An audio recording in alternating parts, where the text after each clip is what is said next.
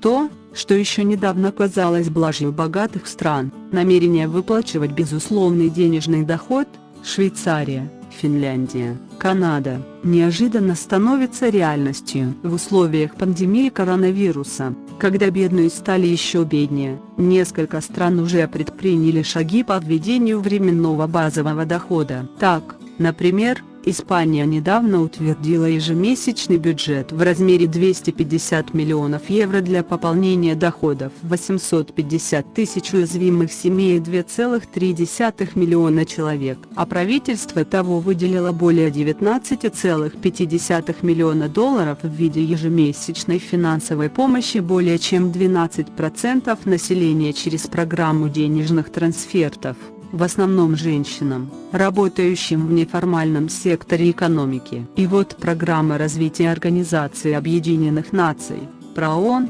опубликовала доклад «Временный базовый доход.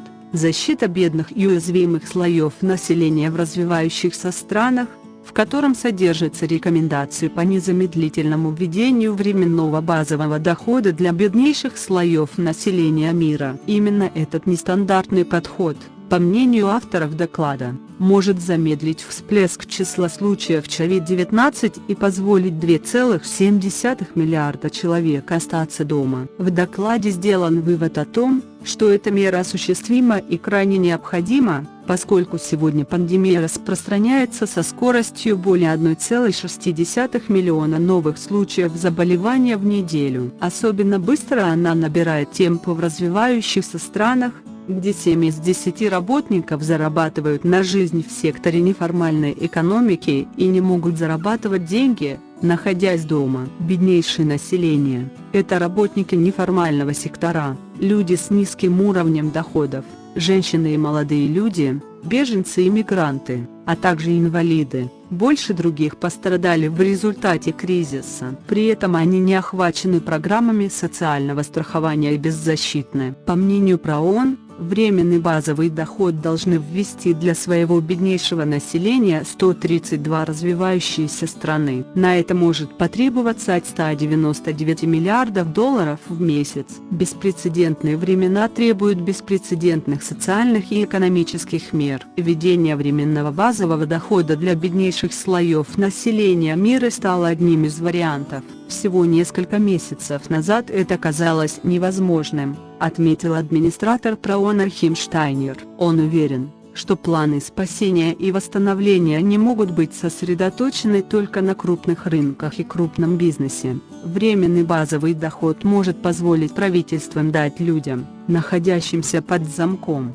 финансовый спасательный круг, вложить наличные деньги в местную экономику, чтобы помочь удержать малый бизнес на плаву и замедлить разрушительное распространение инфекции. Денежные выплаты позволят людям покупать продукты питания и оплачивать расходы на здравоохранение и образование. В ПРООН считают, что с финансовой точки зрения это достижимо. Например, для получения временного базового дохода за 6 месяцев потребуется лишь 12% от общего объема финансовых средств, выделенных на борьбу с COVID-19 в 2020 году, или эквивалент 1/3 того, что развивающиеся страны должны будут выплатить по внешнему долгу в 2020 году. По мнению экспертов, деньги на эти выплаты может найти любая страна. Согласно официальным данным, в 2020 году на погашение задолженности развивающиеся страны потратят $3.10 ТРЛН. А если масштабно приостановить выплаты,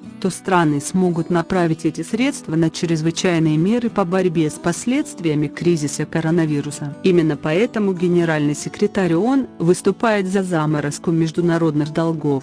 В частности, в документе предлагается два варианта выплаты базового дохода. Согласно первому, ежемесячно выплачивается сумма, которой получателю не хватает, чтобы не оказаться за чертой бедности. Второй вариант предполагает выплату суммы, соответствующей среднему уровню жизни. В Казахстане в первом случае необходимо выплачивать по $136.91, примерно 56 тысяч тенге, в месяц. Во втором – по $150 и 23 цента, примерно 62 тысячи тенге, в месяц.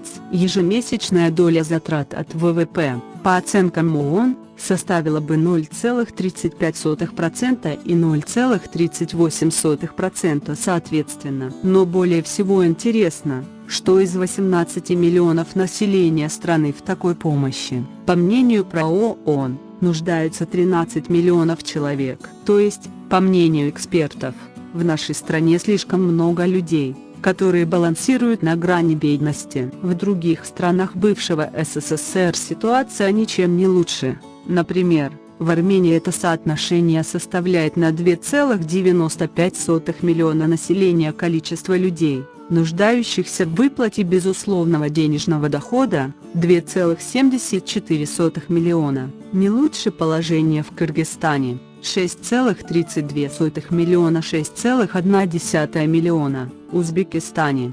32,96 миллиона, 31,95 миллиона, Туркмении, 5,85 миллиона, 4,67 миллиона, Таджикистане, 9,10 миллиона, 8,24 миллиона. Однако в Азербайджане, тоже ведь нефтяная страна, ситуация значительно лучше, чем в Казахстане. Там на 9,94 миллиона человек в государственной поддержке нуждаются 2,18 миллиона. Как быстро и как охотно страны с подавляющим большинством бедного населения станут вводить временный базовый доход. Правительство, конечно, будут не в восторге от этой идеи, даже если они и располагают необходимыми финансовыми ресурсами. На это может потребоваться очень много времени, пока они не осознают, что, действительно, куда разумнее выплачивать небольшое пособие населению, но зато избежать гораздо более катастрофичных последствий для экономики и качества жизни граждан.